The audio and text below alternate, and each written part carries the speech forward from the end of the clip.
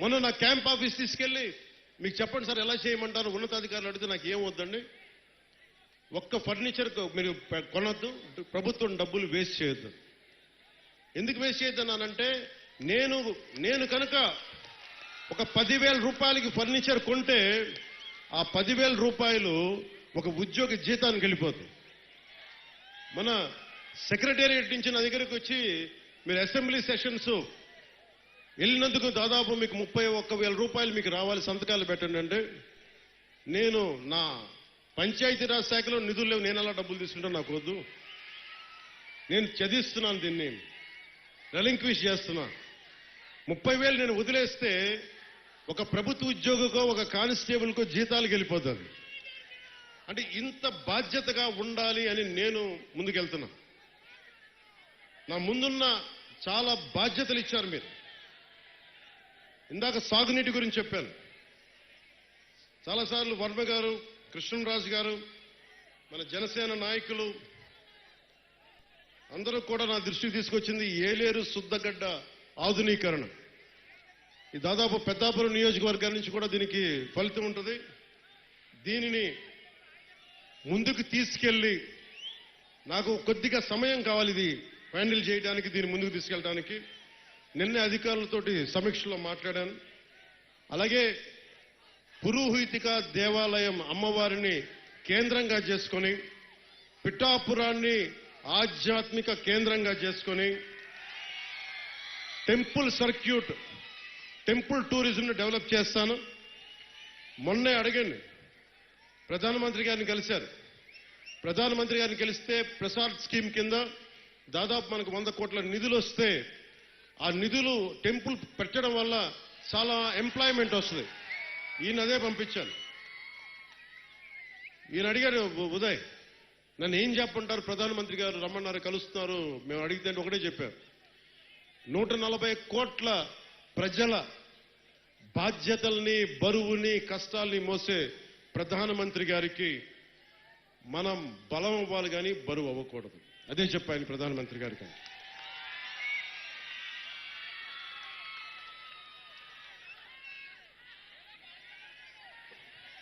అలాగే మనకి పిఠాపురంలో సెరికల్చర్ ఉంది. ప్రతిసారి చిత్తూరు కానీ లేదంటే మనకి ఆ ముడిసరుక్కి మదనపల్లి హనుమాన్ జంక్షన్కి వెళ్లాల్సి వస్తుందని చెప్పి నా దృష్టిలో ఉంది. దానిని ఇక్కడే చేసే ఆప్టిమైజింగ్ సెంటర్, రీలింగ్ సెంటర్ని ఇక్కడే ఏర్పాటు చేస్తాం. దాని గురించి కూడా మాట్లాడుతా ఉన్నాం. అలాగే ఉత్పత్తిలో విత్తనాలు మరియు బహుళ పంటలకు సంబంధించిన చాలా డిమాండ్ ఉందని కాబట్టి ఇక్కడే విత్తన కేంద్రం ఏర్పాటు చేయాలి. దాని తగ్గ ఏర్పాట్ల గురించి కూడా అధికారులతో మాట్లాడుతూ ఉన్నాను. దుర్గాడ గ్రామంలో మాకు మిర్చిని కొట్టే థ్రాషింగ్ ఫ్లోర్ కావాలి అంటే దాన్ని కూడా ముందుకు తీసుకెళ్తా ఉన్నాం. గొల్లప్రోల్లో ఉద్యాన పంటలు ఎక్కువ, దానికి కోల్డ్ స్టోరేజ్ని మాటిచ్చాను, అది చేసి పెడతాను. ముఖ్యంగా మనకి ఈ పశువుల సంత ఉంది ఇక్కడ. అది నాకు తెలిసి ఈ రోజు నుండే ఆ పని మొదలవ్వాలి. ఎందుకంటే నిన్నే ఎగ్జిక్యూటివ్ మనకు ఆర్డర్ వచ్చింది, జీవో వచ్చింది, అది ప్రారంభించాం. అది నిన్నే అధికారులు వచ్చి నా దగ్గర చూపించారు. అలాగే మన ఉప్పాటి నుంచి వస్తా ఉంటే పొందాకు కూడా కనిపించింది, మన Kotagummam junction railway gate flyover అందరు ఆగిపోతా ఉన్నా, నాకు బాధగా ఉంది. ఉదయ్కి ఒకటే చెప్పాను, నేను ఇప్పటిదాకా ప్రధానమంత్రి గారిని ఉప ముఖ్యమంత్రి స్థానం తర్వాత వెళ్ళి కలవలం.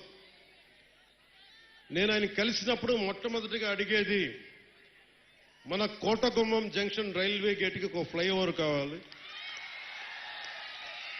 ఆల్రెడీ దాని గురించి పని మొదలు పెట్టేశాను. నేను అడిగింది ఏంటంటే ఎంతకాలం పడద్దని అడిగాను.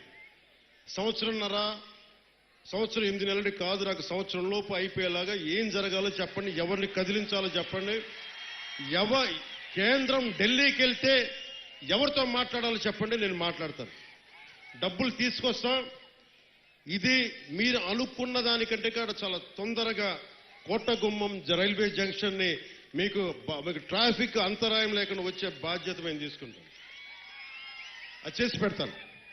అలాగే ఆసుపత్రి, మన కమ్యూనిటీ హెల్త్ సెంటర్ ఉంది, పొద్దునే పని మొదలు పెట్టాం.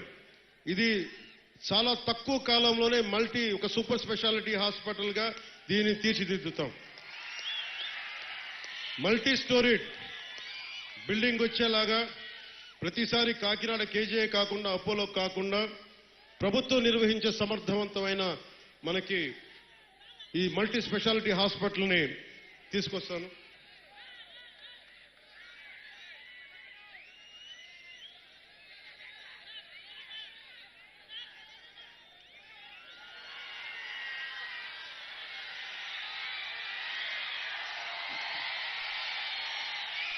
పొద్దున్నే ఉప్పాడ తీర ప్రాంతం కోతకు గురవుతా ఉందని వెళ్ళి చూసొచ్చాం. అసలు మనకున్న ఈ సముద్ర తీరానికి సంబంధించి కేంద్ర రీసెర్చ్ ఇన్స్టిట్యూట్ ఒకటి ఉంది, వారితో కూడా సమీక్ష చేశాను. సరిగ్గా 18 నెలల లోపు ఆ తీరం కోతకు గురయ్యేది ఆపి మనం ఉప్పాడ నుంచి కాకినాడ వరకు అత్యంత అందమైన ఒక కోస్టల్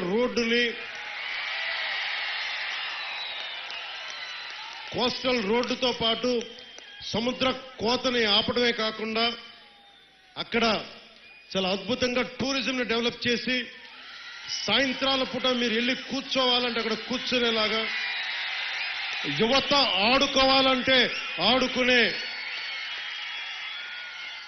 క్రీడలకు సంబంధించినవి కానీ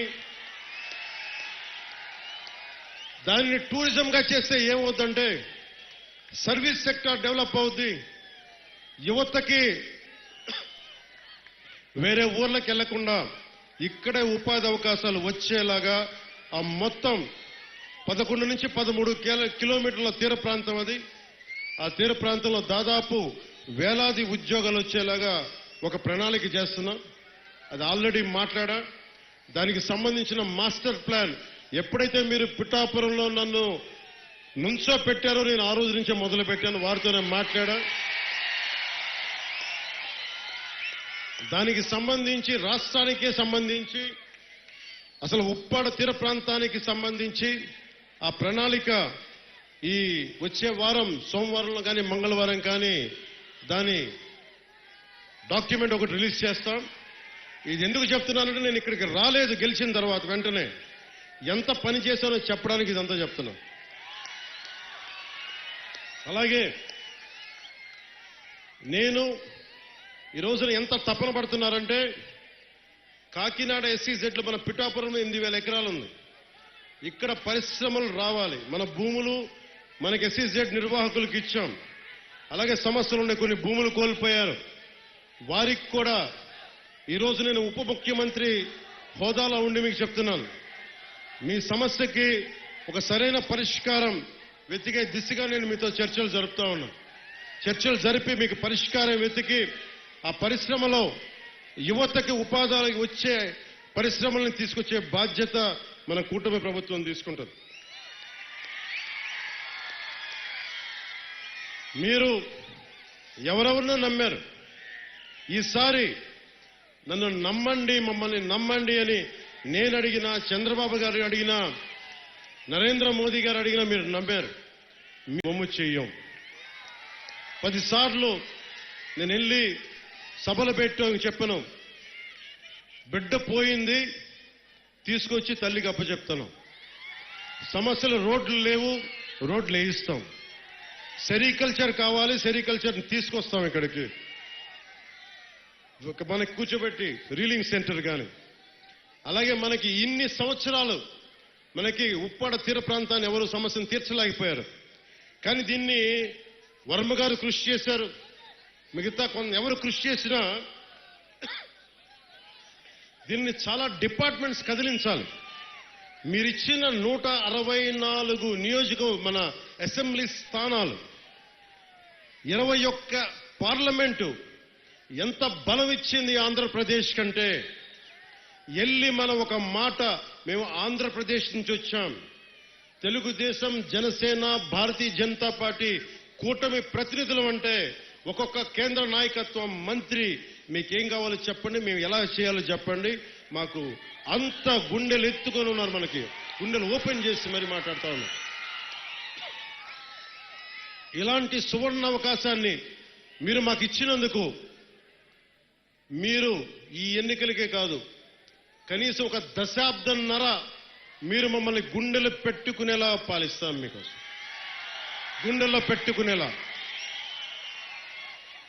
పెట్టుకునేలాగా ఒకసారి కొన్ని సమస్యలు అడుగుతున్నారు. అన్న మాకు ఐటీ పరిశ్రమ కావాలి, అన్న మాకు రోడ్లు వేసేయాలి, అన్న మాకు ఈ సమస్యలు ఉన్నాయంటే ఒకటే చెప్పారు, ఇది నేను అల్లావుద్దీన్ అద్భుత దీపం కాదు, రాగానే భూతం వచ్చి జీ హుజూర్ ఏం చేయమంటామంటే అవి తీసుకురాని చిటికేస్తే రావు పనులు.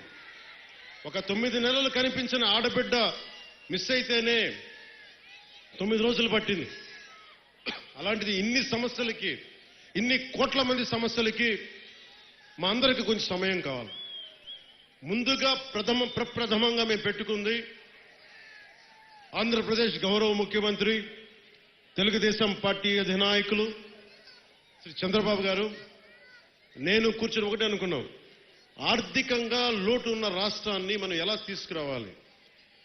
నా గుడ్ ఆఫీసెస్ వాడతాను. ఈ రోజున మనం ఎన్డీఏ ప్రభుత్వం ఉందంటే కూడా మనం ఎంతో బలం ఇస్తే ఈ రోజున ఎన్డీఏ కూడా అది బలమైంది. ఇవన్నీ పెట్టుకొని ఆంధ్రప్రదేశ్కి నిధులు తీసుకొచ్చే బాధ్యత గౌరవ ముఖ్యమంత్రి చంద్రబాబు నాయుడు గారు, అలాగే మీ గుండెల్లో ఉండే నేను దీని బాధ్యత ముందే తీసుకెళ్తాను. మీరు గుండెల్లో పెట్టుకుంటే దశాబ్దం పాటు ఏ పదవి లేకుండా నడిపించేశారు. మీరు ఎంత శక్తివంతులు నాకు అర్థమైంది. ఏ మూలకెళ్ళినా యువత సీఎం అని అరుస్తుంటే చాలాసార్లు అరిచేవాళ్ళు. ఇక్కడే కదా అరిచింది మొదట, ఇక్కడేనా?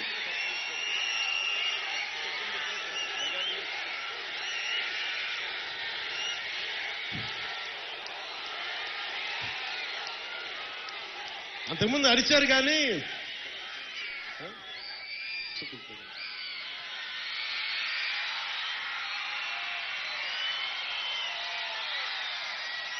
అప్పుడు ఇంకా కూటమిని పూర్తి స్థాయిలో అనౌన్స్ చేయలేదనుకోండి, మీరు సీఎం అంటుంటే సరే మీరు కోరుకుంటే అలా జరుగుతాను. కానీ